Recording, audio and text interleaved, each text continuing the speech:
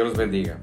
Continuando con el estudio en el libro de los Hechos, nos vamos a Hechos 16 y vamos a leer desde el 22 al 34, en donde relata el encarcelamiento que tuvieron Pablo y Silas injustamente.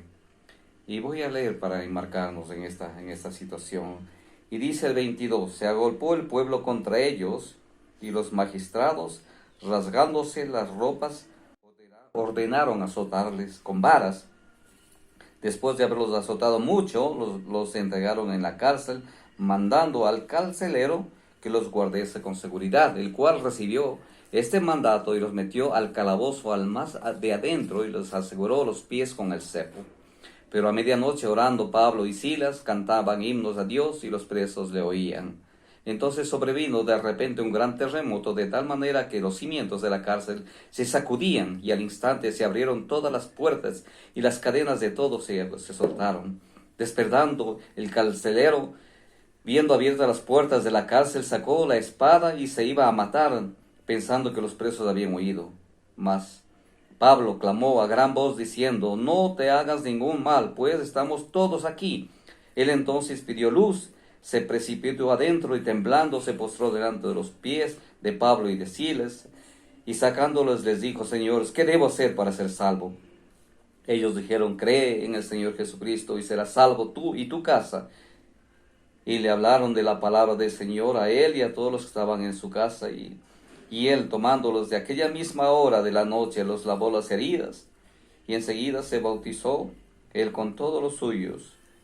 Levantándose de su casa, les puso la mesa, y le rogó con toda su casa el haber creído en el Señor.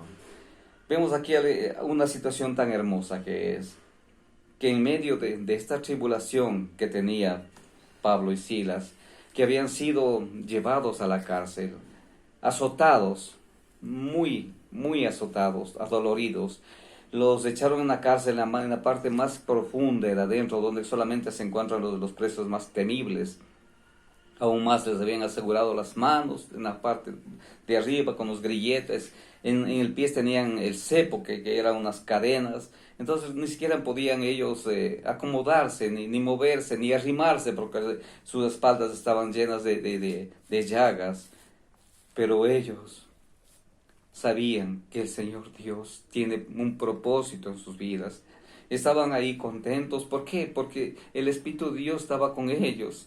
Y producto de eso, ellos oraban a Dios y cantaban. Y a medianoche eso se oía de una forma tan hermosa. Y los presos estaban oyendo eso y decían, ¿qué es lo que está pasando? Porque el ambiente se transformaba. Había gozo, había paz en ese lugar. El cántico, la oración de ellos era como un olor fragante. Y cuando dice la palabra de Dios que de repente un gran terremoto sacudió la cárcel en una forma estrepitosa, y se abrieron las puertas, se soltaron los grilletes, todo el mundo estaba suelto y las puertas ni siquiera estaban sin seguridad, estaban abiertas totalmente, todo el mundo podía irse. Pero ¿qué es lo que pasó en este rato? La presencia del Señor había hecho atemorizar a los guardias, se habían huido, y los presos estaban totalmente paralizados de miedo, estaban paralizados de temor, de gozo, y también ellos sentían la presencia de Dios, y realmente no podían moverse. Y eso dice la palabra de Dios, que podían ellos haber salido, pero realmente ellos no estaban presos. Ellos podían salir cualquier momento. Ellos se quedaron adentro. ¿Por qué? Porque ellos sabían que había un propósito en su vida ahí adentro de la cárcel. De repente salió el carcelero y vio que las puertas estaban abiertas y estaba totalmente oscuro. Y se sentía una situación muy agradable. Entonces él dijo, no, si es que yo en este rato no me mato yo mismo, al siguiente día van a sufrir también mi familia, y a lo mejor ellos también les matan. Entonces tomó la decisión de matarse. Pero Pablo, que estaba dentro con Silas, le gritaron, no te hagas daño, espera un rato, todo el mundo estamos aquí. Entonces el desesperado tomó luz y se fue para adentro y vio que todos estaban ahí. Esto fue un impacto total para él. Y él les dijo, señores, ¿qué debo hacer para ser salvo? Y ellos dijeron, cree en el Señor Jesucristo, tú y tu casa, y serás salvo. Esto es un gran testimonio. Ahora vemos que en la vida, ahora mismo, hay tantas tribulaciones que están pasando. Vemos esta pandemia. Y si nosotros pensamos un poquito, Dios tiene el control de todo, de las tribulaciones, Dios tiene el control de las enfermedades, Dios tiene el control de nuestra vida en una forma total, Dios tiene el control de la situación económica que todo el mundo estamos pasando. Muchas personas se han muerto.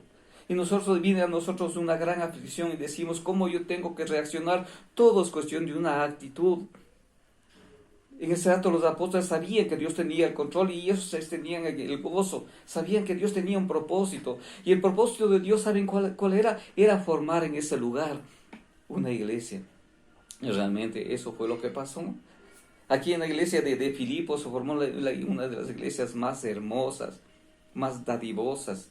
Y eso lo comprobamos tranquilamente si nosotros vemos en la Biblia, en la palabra de Dios. Si vamos a la carta enviado a los filipenses, yo leo una porción pequeña de la palabra de Dios aquí en Filipenses 4, y voy a leer el 15, dice, y sabéis también vosotros, oh filipenses, que al principio de la predicación del Evangelio, cuando partí de Macedonia, ninguna iglesia participó conmigo en razón de dar ni de recibir, sino vosotros solos.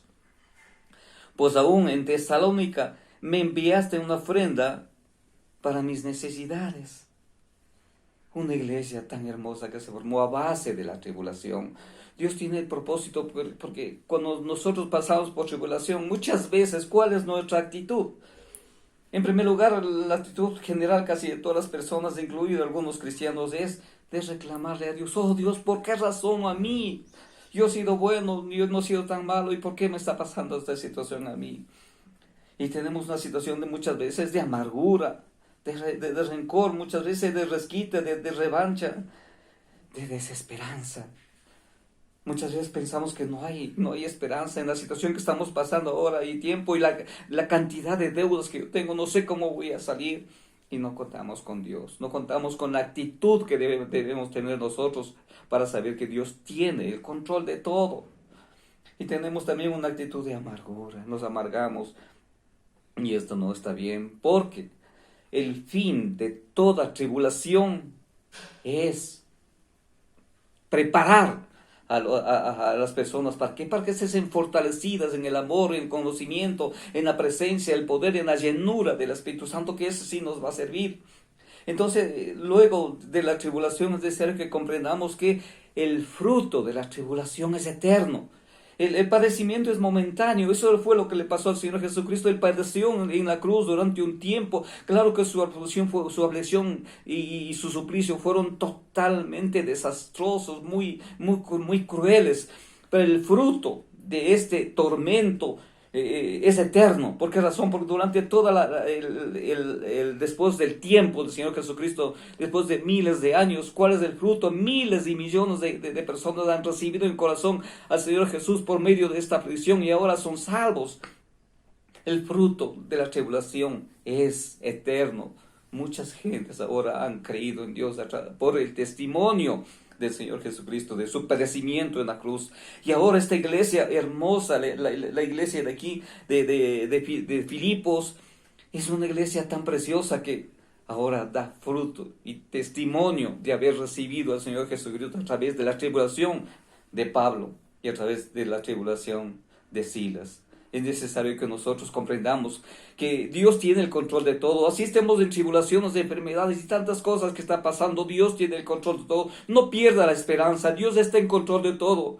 Él le guiará y le dará a usted el fruto del amor de Dios, que es la paz y es el gozo.